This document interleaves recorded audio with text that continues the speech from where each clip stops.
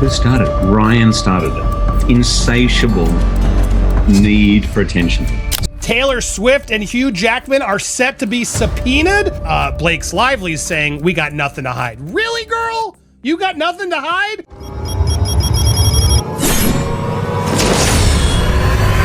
Ryan Reynolds is in a complete meltdown as Hugh Jackman finally exposes his dirty tactics. Jackman, never one to silently endure bullying, has shattered the illusion of their friendly feud, leaving Reynolds scrambling to save face. Give me a break, girl. Give me a break. Break me off a piece of that Kit Kat bar, Kim. You know what I'm saying? And with a legal subpoena throwing fuel on the fire, this Hollywood saga is shaping up to be nothing short of explosive. The bromance between Ryan Reynolds and Hugh Jackman is a heartwarming tale of friendship. For years, we were all treated to this friendly feud, where Reynolds and Jackman would banter like a couple of high schoolers, trying to outwit each other for attention. So cute, right? No. It's not every day a guy gets to interview the love interest of his best friend's wife, and the guy trying to replace Ryan as a husband, and me as his best mate. Holy shit. But surprise, surprise, it turns out this wasn't exactly the best buddy comedy of the year. Behind the scenes, it was more like a pressure cooker ready to explode. Sources close to Jackman, because of course, everyone is close to Jackman now, have spilled the beans that what we were witnessing on screen wasn't exactly the truth. Who started it? Ryan started it. Insatiable need for attention. It turns out that Jackman was having a not-so-great time with Reynolds' antics. Yeah, remember that charming, affable guy we see at all the awards shows? Apparently, he's also got a bit of a control freak streak. I think I was so vulnerable and uncomfortable that I got screamed at. But because this person was number one on a call sheet, there was no safety net for me. So no one had my back. As it goes, Reynolds was apparently in full-on, I'm the star here, calling all the shots on set. He was like a puppet master pulling the strings behind the scenes. And Jackman went along with it, because, well, sometimes you've got to pretend to be cool with stuff you're definitely not cool with just to keep your career intact. It's just a joke. You don't get it? You're thin-skinned if you're upset about it. Realize that pretending to be okay with Reynolds' reign of terror wasn't exactly going to work for the long haul. Jackman couldn't keep up with the constant chaos. So, what did Jackman do? But here's the kicker. Jackman never openly threw Reynolds under the bus. Nope. He was the ever-gracious professional, quietly enduring while the rest of us saw the cool side of Reynolds. And I remember the next day I walked on and I said, you get off my set. It's the first time I've ever spoken. I remember being so scared. Yes. And I looked at this person and I said, you can F off. I'm going to work towards a tennis ball. I never want to see you again. Meanwhile, Jackman's silence was more about realizing that Hollywood is a cutthroat game. And sometimes the best survival strategy is to sit back, say nothing, and wait for the storm to pass. And what a storm it was. Because Justin Baldoni is damning Blake Lively for her abuse and sham lawsuit and is seeking the smear campaign evidence. But now, things have taken a dramatic turn.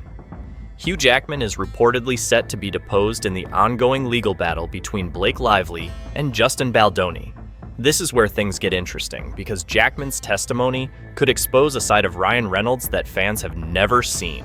Now here Friedman is quoted in TMZ. Let's look at what he said. Mr. Reynolds' exploitation of his enormous power in Hollywood continues, this time arrogantly asking to be dismissed from the case despite his publicly documented involvement extending far beyond just being a supportive spouse. For years, Reynolds has carefully maintained a public persona of being the nice guy. But could Jackman's deposition pull back the curtain on a much darker, more manipulative side of Reynolds? Yeah, I think we've noticed over the past couple of weeks even there have been a few clips that have come out of the woodwork essentially about Ryan that sleuths have found with some kind of problematic moments. It's not just Jackman's career on the line. Reynolds, too, is reportedly on edge. Insiders have claimed that Reynolds is sweating bullets over the legal battle. Because Hugh Jackman knows a lot. He's been around Reynolds long enough to witness firsthand the way he operates, both on set and behind the scenes. If Jackman speaks out, it could shake the foundations of Reynolds' carefully built career and image. This isn't just about a Hollywood rivalry. It's about a deeply personal revelation that could change the way people see Ryan Reynolds forever. Friedman says Reynolds trying to skate is laughable because his fingerprints have been all over the smear campaign against Justin and the Wayfair team since day one. The possibility of Jackman exposing what he's seen over the years has left Reynolds in a complete meltdown. The truth about Reynolds' alleged power struggles, tantrums, and manipulation could make the public question everything they thought they knew about him. And it doesn't stop with Jackman's potential testimony. As more co-stars and crew members come forward with their own stories, Reynolds' nice guy image is at serious risk of crumbling. First up, let's talk about Reynolds' relationship with his makeup artist. Now, I'm sure we all have some pretty strict requests when it comes to looking our best, but apparently, Ryan took it to a whole new level. Ryan has allegedly threatened to ruin the poor makeup artist's career. Yeah, apparently Ryan told them something like, "If you don't come back and do my makeup, you'll never work in Hollywood again." As we reported, Ryan filed the dismissal docs Tuesday, calling Justin thin-skinned for complaining that so-called nice pool character from Deadpool and Wolverine was mocking him. This isn't just petty. This is borderline criminal behavior. Career blackmail in a glittery, fun-size Hollywood package. The world of makeup artists, professionals in their own right, was at the mercy of the Deadpool star's ego. And it's just starting to feel a little bit ridiculous. But wait, the tantrums don't stop there. If you thought Reynolds was just a diva on set, well, buckle up. Let's talk about the Deadpool franchise. The man didn't just want to star in it, he wanted to own it. Original director Tim Miller? Yeah, he got the boot. Because Reynolds was determined to take over the entire creative process. According to insiders, Reynolds wasn't having any of that director's vision stuff. Miller, one of the men who helped bring Deadpool to life, wasn't willing to just hand over the keys to the kingdom. Now here Friedman is quoted in TMZ. Let's look at what he said. Mr. Reynolds' exploitation of his enormous power in Hollywood continues, this time arrogantly asking to be dismissed from the case despite his publicly documented involvement extending far beyond just being a supportive spouse. So Reynolds, being the nice guy he is, allegedly pushed Miller out. Forget creative differences. It was more like Reynolds wanted to play king of the sandbox and Miller just wasn't following the rules. It's funny how quickly people get fired when they don't want to bow down to the almighty Ryan Reynolds. You remember Marina Baccarin, right? She was the female lead in the first Deadpool movie, the one that had us all cracking up at Reynolds' raunchy jokes and sharp humor.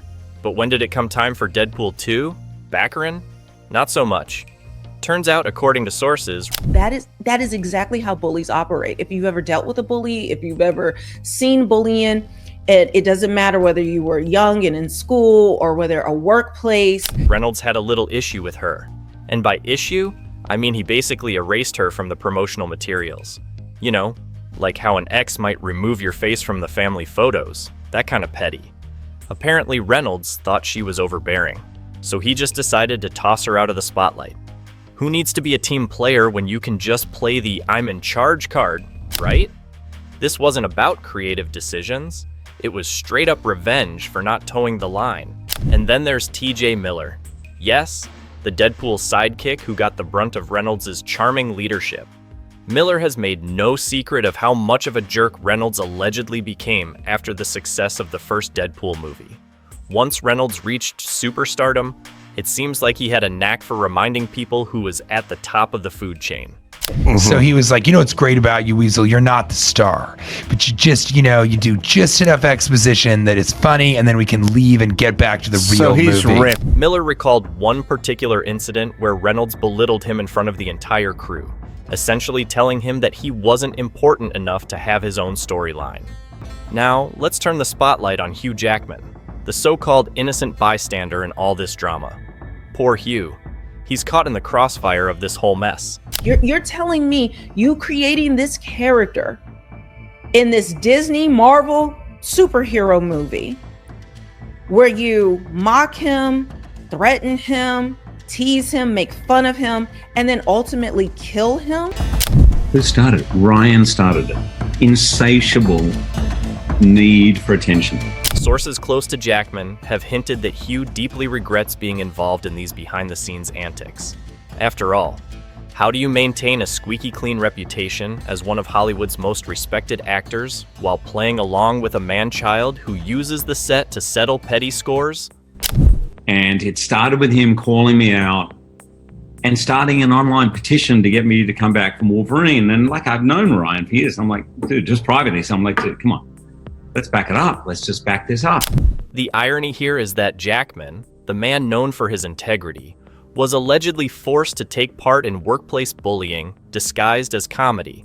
His involvement in Reynolds' personal vendettas didn't sit well with him, and as the years have passed, Jackman reportedly became more and more uncomfortable with the whole situation. It's like being the one responsible for cleaning up the mess, but you didn't even make it. We just keep going and going, and any advice from you or anyone watching of how I can actually is gum on my shirt, basically. And let's be real, Jackman must have been shaking his head as he watched Reynolds make one bad decision after another. But here's the kicker. Even though Jackman's reputation for integrity was on the line, he still didn't speak out. Maybe it was the pressure of staying on Reynolds' good side, or Jackman didn't want to rock the boat. Either way, it's clear that Reynolds' toxicity was starting to affect even the most professional actor in Hollywood. No, it wasn't just the so-called. He confirms. They say they don't dispute that the character was based off of Justin Baldoni. It was essentially Justin Baldoni. And so Ryan Reynolds admits this. Stay tuned, folks. This drama is only getting started. All hell broke loose. She claims he sexual harassed her, and then by the time they premiered the movie, they weren't even speaking to each other. She made him stay in the basement, and Ryan Reynolds turned on him too. And then she claimed that he unleashed a bad PR campaign against her. The plot thickens, doesn't it? Ryan Reynolds, the charming, down-to-earth guy we all know and love, is slowly revealing that the sweet, smiling, hilarious persona we see on our screens is just that, a persona. There's a darker, more complicated story of fractured friendships, egos running rampant, and some seriously messy Hollywood fallout. And trust me, it's getting juicier by the minute. Maybe you think one day I could be a space tourist, and I'm a woman and I can make that happen. Let's kick things off with Ryan's apparently chill relationships with his former collaborators, starting with Jake Gyllenhaal. I don't think that it's here for any legal reason. It's here for public consumption and for the public PR battle, I think. So, there they were, two A-list actors teaming up for a film project. But when the cameras stopped rolling and the popcorn was put away, the love fest between Ryan and Jake quickly turned into a frosty affair. And then there's Rebecca Ferguson. Now, Ferguson's not the type to just open up about personal drama in Hollywood, but the woman has been in the game long enough to know how to throw a shade that cuts deep. When asked about working with Reynolds, she came out with some cryptic comments. Words like insecure and angry flew out of her mouth like daggers in an interview. Now, I don't know about you, but when someone says insecure and angry about a co-star, we're definitely not talking about a casual off day or a missed lunch break. Oh no, we're talking full-on personality clash. Ferguson didn't come out and say it outright, but you could tell the experience wasn't one she'd like to relive. Now, let's get to the good part. The part where Ryan Reynolds' world starts to crumble. I mean, things were looking pretty great for him, right? That whole nice guy persona? People loved it. He was the guy you'd want to have a beer with. But, plot twist, the more the allegations surface about how he treats people behind closed doors, the less people are willing to buy into that fantasy. Suddenly, Reynolds isn't just a charming, witty guy, he's a guy with some serious issues, and Hollywood knows it. If the legal battle heats up, you best believe it's going to drag every last bit of Reynolds' personal and professional life into the public eye. Everything is on the table now, and his reputation takes another hit with every new revelation. Will it affect his marriage to Blake Lively? Well, we know Hollywood relationships can be fragile, and let's just say that a PR nightmare involving your husband's toxic behavior could make things awkward at dinner parties. Hit like and subscribe to the channel to stay updated, because this story isn't over yet.